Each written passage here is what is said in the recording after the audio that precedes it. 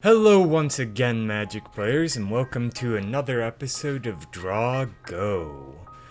Today, we are going to be looking at Necrotic Sliver. And again, that's interesting. And again, we're going to be working on this guy for that Land of Illustrious deck. I have a couple of ideas going into it, what I want to do, which is usually a really good idea when coming across a art that you want. Well, not an art, but a card that you want. You kind of want to come into it with a couple of ideas preconceived.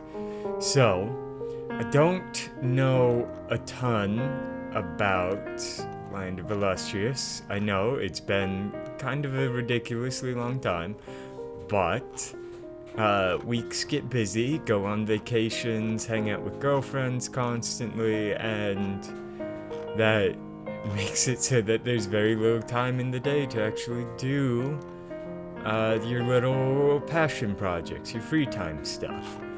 But there's almost nothing. Oh my gosh, there's so many good arts. There's almost nothing that I would rather do than make magic cards. So that kind of pushes anime to the side. But if there's one thing I know, it's that cinnabar is kind of the best and the worst, because she produces this, I think it's mercury, that's poisonous to the other gems, and they're trying to help her, and by helping her, everything goes, kind of falls apart. I think I like this one the most, art-wise, which means the Necrotic Sliver is gonna be a cinnabar. It also probably means Plague Sliver is going to be a cinnabar. And all the slivers that hurt you and permanents and creatures you control are all likely going to be cinnabars. Poor cinnabar. So with this one, that's bad. With this one, the artist didn't include most of her legs, which is okay. Again, I'm a beggar, I can't be a chooser. So we're not going to do a border break on the legs, even though I would like to. And instead, we're going to come over and just break this hand a little bit. We're going to move the art around so that I don't know if I want the hair out front, but I certainly want that hand. So, just like that. And then, much like a planeswalker would, we're just going to have tiny little border breaks on this Necrotic Sliver.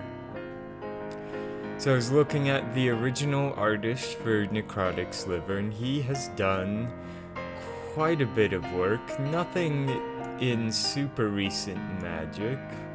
His most recent set that he got to work on was Unstable, a personal favorite of mine. He worked on a couple of goblins, but I like David, I forget his last name. Allsop. Anyway, David Allsop, because he kind of has a similar, he just does rotting things so well. Like he did that leech from Alara that saw quite a bit of competitive play back in its day. He did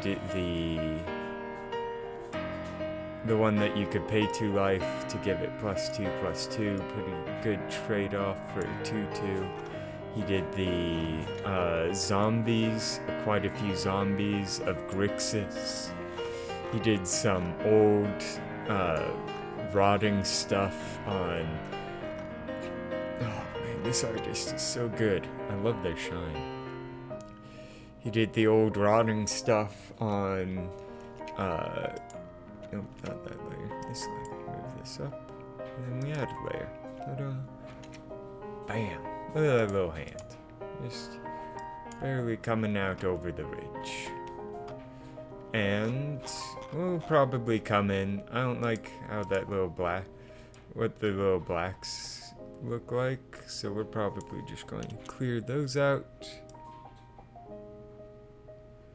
They're tiny little pixels, so you wouldn't think that they would have much of an effect.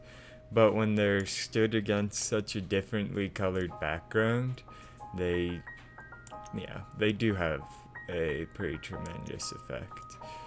They're important for, don't want that, don't want to delete her little knuckle. What was I saying? I was on a tangent. Oh, the zombies of Grixis. He did the old stuff of the original Ravnica. I wish he got tapped to do either of the returns to Ravnica. Because when it comes to dead or dying, rotting, just pieces of flesh, this particular David does a fantastic job. And a little upset that we get to say goodbye to the old art of Necrotic Sliver, as it's one of the best arts. It had that really cool little Phyrexian face in there, kind of gives some hints to where this come from. Volrath as well. Oh my gosh. Such a good card, such a good art. Such a tiny little border break, but I feel like the flavor of having this character on this art trumps it. I like the other arts. Give us more potential for border breaks. This one a little bit, but they'll get used on other slivers probably. None of them gave us a full body shot, and these characters are so tall and lanky anyways that I am perfectly fine with this.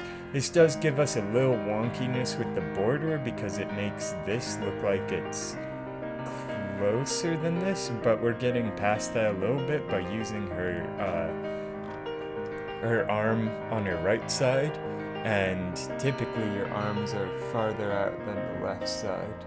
So, we'll see. We'll hopefully get approval by the creator on this one, and hopefully you'll get to see a bunch of little slivers made up in the little speed up videos. But just a tiny border shift on this guy. Fantastic art, fantastic artists. Everything in the description below. As you can see, it doesn't have to be complex to make something look good and professional. Though you should probably get all of the hand in that, otherwise. Oh dear, did it again. Otherwise it looks weird to have the border then breaking her again. We want her to break the border, not the other way around. You're supposed to destroy the Sith, not join them. Alright, there we go, perfect. Have a excellent day, and we will catch you in the next video. Bye.